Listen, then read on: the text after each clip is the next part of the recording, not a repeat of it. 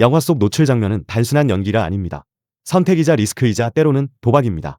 같은 노출 장면이라도 누군가는 세계적인 성공을 거머쥐고 누군가는 오히려 더 큰 논란에 휘말리며 전혀 다른 결과를 맞이했습니다. 이건 배우의 자유로운 선택일까요? 아니면 산업이 만든 구조적인 압박일까요? 지금부터 그 논란의 중심에 섰던 배우들의 이야기를 하나씩 살펴보겠습니다. 한 작품이 한 배우의 인생을 완전히 바꿔놓을 수 있을까요? 이 질문의 가장 대표적인 사례로 꼽히는 배우가 바로 다코타 존슨입니다. 사실 그녀는 완전히 무명 배우는 아니었습니다. 부모 모두 배우였고 이미 소셜 네트워크나 21점프 스트리트 같은 작품에 출연하며 차근차근 경력을 쌓아가고 있었죠. 하지만 그녀의 이름이 전 세계적으로 알려지게 된 결정적인 계기는 단 하나의 작품, 50가지 그림자였습니다.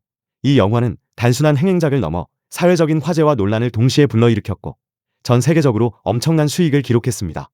이 작품을 통해 다코타 존슨은 단숨에 글로벌 스타로 떠오르게 됩니다. 하지만 그만큼 감당해야 할 부담도 컸습니다. 이후 인터뷰에서 그녀가 받는 질문은 대부분 비슷했습니다. 연기에 대한 이야기보다는 노출 장면이나 촬영 과정에 대한 질문이 중심이 되었고 자연스럽게 그녀의 이미지 역시 그쪽으로 굳어지기 시작했습니다. 그럼에도 불구하고 다코타 존슨은 이 선택을 후회하지 않았습니다. 그녀는 인터뷰에서 나는 내가 관심 있는 것에 대해 깊이 알고 싶었고 그래서 그 작품을 선택했다고 말하며 이 경험이 스스로의 선택이었음을 명확히 표현하였습니다. 이후 그녀는 로스트 도터, 넷플릭스 영화 설득 등 다양한 작품에 출연하며 배우로서의 영역을 넓혀갔고 지금은 자신의 제작사까지 운영하며 커리어를 확장해 나가고 있습니다. 결국 다코타 존슨에게 이 작품은 분명 리스크였지만 동시에 그녀를 세계적인 스타로 만든 가장 큰 기회이기도 했습니다. 하지만 모든 배우가 이런 결과를 얻는 것은 아닙니다. 어떤 배우들은 뛰어난 연기를 보여주고도 사람들에게는 단 하나의 장면이나 이미지로만 기억되기도 합니다. 연기보다 이미지가 더 크게 기억되는 다음 스타를 살펴보겠습니다. 어떤 배우에게는 한 장면이 기회가 됩니다. 하지만 어떤 배우에게는 그 장면이 오히려 족쇄가 되기도 합니다. 시드니 스위니가 바로 그런 경우입니다. 그녀는 HBO 시리즈 유포리아에서 캐시 하워드 역을 맡으며 단숨에 주목받는 신예 배우로 떠올랐습니다. 감정선이 복잡한 캐릭터를 섬세하게 표현하며 연기력 역시 높은 평가를 받았죠. 하지만 문제는 그 이후였습니다. 이 작품은 수위 높은 장면들로도 유명했고 시드니 스위니 역시 여러 노출 장면에 등장하게 됩니다. 그 결과 대중의 관심은 점점 연기보다 이미지 쪽으로 쏠리기 시작했습니다. 그녀는 연기에 대해 이야기하는 사람보다 노출 장면이나 특정 신체 부위에 대해 이야기하는 사람들이 더 많다고 직접 밝히기도 했습니다. 즉, 배우로서 보여준 성과보다 자신의 몸이 먼저 연상되는 상황이 만들어진 겁니다. 이와 관련해 작품의 연출 방식에 대한 비판도 이어졌습니다. 특히 일부 시청자들은 불필요한 노출이 과도하다는 지적을 하며 제작진의 의도를 문제 삼기도 했습니다. 하지만 시드니 스위니의 입장은 분명했습니다. 그녀는 인터뷰에서 자신이 해당 장면들을 강요받은 것이 아니라 캐릭터를 표현하기 위한 선택이었다고 밝혔습니다. 또한 나는 내 선택을 통제하고 있다고 강조하며 외부의 시선과 평가에 휘둘리지 않겠다는 태도를 보였습니다. 그럼에도 불구하고 대중들의 시선은 만만치 않았습니다. 배우 본인이 아무리 주체적인 선택이었다고 말해도 대중은 여전히 그녀를 섹스 심볼로 기억하고 있습니다. 배우가 선택했다고 해서 그 결과까지 온전히 통제할 수 있는 걸까요? 이 질문은 더 복잡한 사례로 이어집니다. 다음 배우는 처음에는 선택권조차 제대로 없었던 상황에서 촬영을 시작해야 했습니다. 어떤 배우에게는 노출이 선택이지만 어떤 배우에게는 그렇지 못했던 시기도 있습니다. 에밀리아 클라크는 그 경계에 서 있었던 대표적인 배우입니다. 그녀는 폭력성 및 선정성으로 유명한 HBO 시리즈 왕자의 게임에서 데너리스 타르가르얀 역을 맡으며 단숨에 세계적인 스타가 됩니다. 이 작품을 통해 엄청난 인지도와 성공을 얻었지만 그 시작은 결코 쉽지 않았습니다. 당시 그녀의 나이는 겨우 20대 초반, 촬영 경험도 많지 않은 상태였습니다. 그런 상황에서 대규모 스태프가 있는 세트장에서 노출 장면들을 촬영해야 했습니다. 에밀리아 클라크는 이후 인터뷰에서 이러한 경험이 처음에는 상당히 당황스럽고 부담스러웠다고 털어놓았습니다. 특히 익숙하지 않은 환경에서 어쩔 수 없이 자신의 의사와 상관없이 흐름에 따라야 했던 순간들도 있었다고 밝혔습니다. 하지만 시간이 지나면서 상황은 달라지기 시작합니다. 점점 자신의 위치가 높아지고 배우로서 영향력이 커지면서 그녀는 서서히 자신의 입장을 표명하기 시작했습니다. 이후 시즌에서는 자신이 편안함을 느끼는 수준까지만 노출을 허용했고 그 이상의 요구에는 분명하게 거절 의사를 표현했습니다. 이 변화는 그녀의 커리어에도 영향을 미칩니다. 그녀는 이후에 그레이의 50가지 그림자 주연 제안을 받았지만 그녀는 이를 거절합니다. 이유는 단순했습니다. 이미 한 작품에서 강한 이미지가 형성된 상황에서 또다시 비슷한 역할을 맡게 되면 배우로서의 폭이 제한될 수 있다고 판단했기 때문입니다. 처음에는 흐름에 따라야 했지만 이후에는 스스로 기준을 정하고 선택하기 시작한 것입니다. 하지만 모든 배우가 이렇게 스스로 방향을 되찾을 수 있었던 것은 아닙니다. 어떤 경우에는 단 한 번의 선택이 돌이킬 수 없는 결과로 이어지기도 합니다. 한때 로맨틱 코미디의 상징이었던 배우가 단 하나의 작품으로 인해 완전히 다른 평가를 받게 된 사례입니다. 어떤 배우는 새로운 도전을 통해 더 큰 성공을 얻습니다. 하지만 어떤 배우에게는 그 도전이 오히려 모든 것을 바꿔버리는 계기가 되기도 합니다. 맥 라이언이 바로 그런 경우였습니다. 1990년대 그녀는 헐리우드를 대표하는 로맨틱 코미디 스타였습니다. 해리가 셀리를 만났을 때, 시애틀의 잠 못 이루는 밤, 유부간 메일 같은 작품들을 통해 밝고 사랑스러운 이미지의 상징으로 자리 잡았죠. 대중이 기억하는 맥 라이언은 언제나 따뜻하고 편안하고 친근한 인물이었습니다. 하지만 2003년 그녀는 완전히 다른 선택을 하게 됩니다. 영화 인더컷.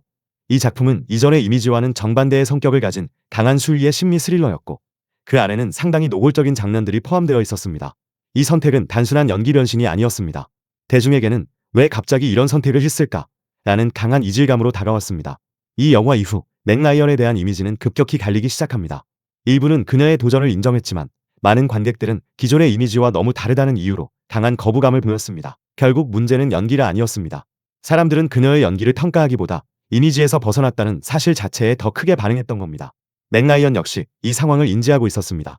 그녀는 인터뷰에서 헐리우드에서 섹슈얼리티는 매우 복잡한 문제라고 말하며 자신의 선택이 어떤 의미였는지 스스로도 고민했다고 밝혔습니다.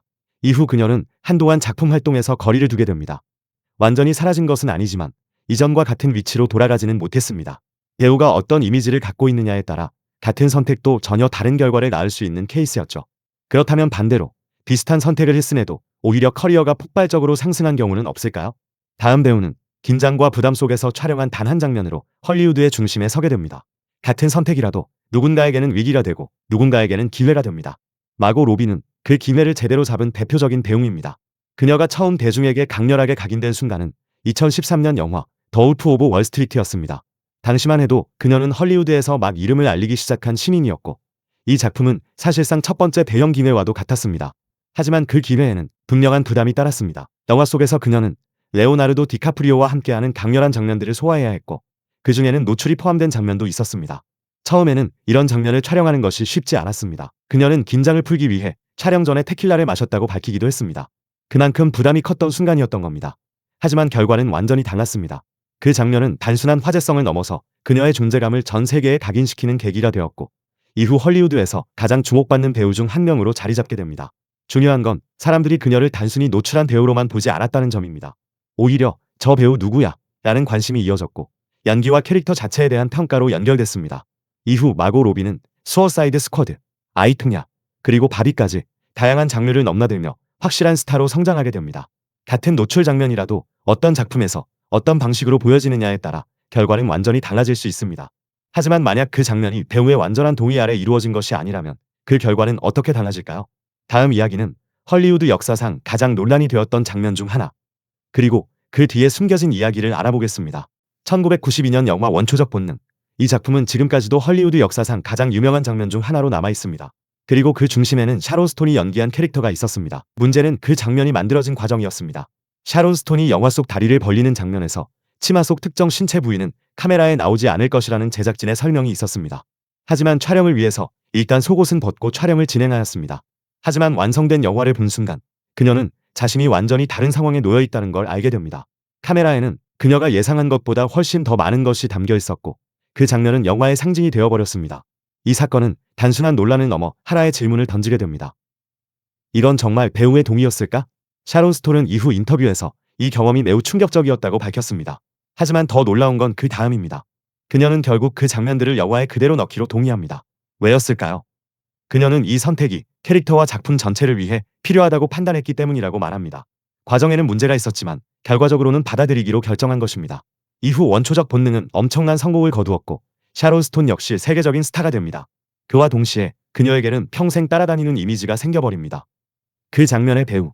그 과정이 투명하진 않았지만 결국 배우의 선택으로 인해 좋은 결과를 낳은 케이스입니다. 그리고 이번에는 더 충격적인 사례로 이어집니다. 다음 배우는 선택의 문제가 아니라 아예 선택할 수 없는 나이에서 그 경험을 시작해야 했습니다. 지금까지의 이야기들은 적어도 선택이라는 전제가 있었습니다. 하지만 이 배우의 경우는 다릅니다. 선택 자체가 존재하지 않았습니다. 브룩 실즈의 이야기입니다. 그녀는 아주 어린 나이부터 이미 엔터테인먼트 산업에서 활동했죠. 생후 몇 개월 되지 않아 모델 일을 시작했고 어린 시절부터 카메라 앞에 서는 것이 자연스러운 환경이었죠. 하지만 문제는 그 환경이 점점 더 극단적으로 변해갔다는 점입니다. 그녀가 10대 초반이었을 때 출연한 영화 프리티 베이비. 이 작품에서 브룩 실즈는 12세 캐릭터를 연기하며 노출 장면까지 소화하게 됩니다. 이 장면들은 예술적인 표현이라는 이름 아래 제작되었지만 당시에도 많은 논란을 불러일으켰습니다. 그리고 이 일은 여기서 끝나지 않습니다. 이후 분노라곤 등 여러 작품과 광고를 통해 그녀는 점점 더 강하게 성적인 이미지로 인식되기 시작합니다. 그 이미지는 그녀가 선택한 것이 아니었습니다. 그 당시에는 배우, 특히 어린 배우가 자신의 의사를 명확히 표현하기 어려웠습니다. 브룩 쉴즈는 훗날 인터뷰에서 자신이 겪었던 경험들을 돌아보며 그 모든 일을 겪고도 살아남은 것이 놀랍다고 말합니다. 하지만 동시에 그녀는 자신을 완전히 피해자로만 규정하지는 않았습니다. 그건 내가 선택한 일이기도 했다는 현실적인 시각을 보이기도 했습니다. 이 이야기는 단순한 한 배우의 경험을 넘어서 당시 산업 구조 자체를 보여줍니다. 보호받아야 할 나이의 배우조차 하나의 상품처럼 여겨지던 시기, 그리고 지금 우리가 보고 있는 많은 단화들은 이러한 과거의 사례들을 바탕으로 만들어진 것입니다. 다음 배우는 논란 속에서도 자신의 선택을 예술적인 표현으로 받아들였던 사례입니다. 노출 장면은 언제나 논란을 불러옵니다. 하지만 어떤 경우에는 그 장면이 단순한 자극이 아니라 예술적인 표현으로 받아들여지기도 합니다. 에바 그린은 그 경계에 서 있는 배우입니다. 그녀의 이름이 처음 강하게 각인된 작품은 2003년 영화 몽상가들. 이 작품은 개봉 당시부터 상당히 높은 수위로 큰 화제를 모았고 에바 그린 역시 과감한 장면들을 소화하며 단숨에 주목받는 배우가 됩니다. 하지만 그 과정은 결코 가볍지 않았습니다. 이 작품에 출연한다는 사실만으로도 가족과 에이전트 모두가 강하게 반대했다고 합니다. 그만큼 위험성이 큰 선택이었던 겁니다. 그럼에도 불구하고 에바 그린은 이 작품을 선택하게 됩니다. 이유는 단순했습니다. 이건 단순한 노출이 아니라 아름다운 이야기라고 생각했다라고 했습니다. 또한 인터뷰에서 이 작품을 세 사람의 관계를 다룬 하나의 예술적인 이야기로 받아들였다고 밝혔습니다. 하지만 현실은 그렇게 단순하지 않았습니다. 영화를 직접 보고 난 후 그녀는 적지 않은 충격을 받았다고 털어놓습니다. 자신이 예상했던 것보다 훨씬 더 강하게 노골적으로 표현된 장면들이 다수 있었기 때문입니다. 이 경험 이후 에바 그린의 선택은 조금씩 달라지기 시작합니다. 그녀는 이후 작품들에서 노출 장면에 대해 훨씬 더 신중한 기준을 세우게 되었고 단순한 자극이 아니라 정말로 필요한 경우에만 선택하겠다는 입장을 취하게 됩니다. 지금까지 우리는 노출 장면이 논란이 되거나 이미지를 바꾸는 사례들을 살펴봤습니다. 하지만 이번 경우는 조금 다릅니다. 단 한 장면이 말 그대로 인생을 바꿔버린 사례입니다. 알렉산드라 다다리오입니다. 그녀는 HBO 시리즈 트루 디텍티브에 출연하게 됩니다. 당시까지만 해도 어릴 적부터 여러 작품에 출연하긴 했지만 헐리우드에서 확실한 존재감을 가진 배우는 아니었습니다. 그녀는 트루 디텍티브 시즌 1 에피소드 2에서 주인공 형사 우디 헤럴슨과 사적인 만남을 가지는 장면에 등장하고 이어서 소파에서 우디 헤럴슨과 수갑놀이를 하는 장면으로 이어집니다. 이 장면은 짧지만 강렬했고 방송 직후 엄청난 화제를 불러옵니다. 방송 다음 날부터 매니저의 전화가 끊이지 않았다고 합니다. 이전까지의 다다리오는 가능성 있는 배우였다면 이 장면 이후 그녀는 헐리우드가 주목하는 배우로 성장합니다. 가장 대표적인 변화는 캐스팅의 급변화였습니다. 그녀는 곧바로 재난 블록버스터 샌 안드레아스, 액션 코미디 베이워치 같은 대형 프로젝트에 연이어 캐스팅됩니다. 단순히 유명해진 것을 넘어 작은 역할 배우에서 주연급 배우로 올라간 것입니다. 이후 그녀는 HBO 시리즈 화이트 로투스, AMC에서 메이페어 마녀들 같은 작품에서도 주연으로 활약하며 TV와 영화 양쪽에서 입지를 굳히게 됩니다. 또 하나의 변화는 이미지의 고정과 확장이었습니다. 초기에는 분명 섹시한 장면으로 인해 강한 이미지가 형성됐지만 이후 작품들을 통해 코미디, 스릴러, 드라마 등 다양한 장르를 소화하며 단순한 이슈성 배우에서 지속 가능한 배우로 자리매김합니다. 모든 배우가 이 기회를 이렇게 활용할 수 있었을까요? 노출은 기회일까요? 아니면 감수해야 하는 위험일까요? 같은 장면이라도 누구에게는 기회가 되고 누구에게는 한계가 되며 누구에게는 상처로 남습니다. 그리고 이 차이는 작품, 타이밍, 연출, 그리고 산업 구조까지 모든 요소가 함께 만들어낸 결과인 것 같습니다. 이 영상을 보고 있는 여러분은 어떻게 생각하시나요? 노출 장면은 배우에게 필요한 표현일까요? 아니면 감수해야 하는 위험일까요? 여러분의 생각을 댓글로 남겨주세요. 끝까지 시청해주셔서 감사합니다.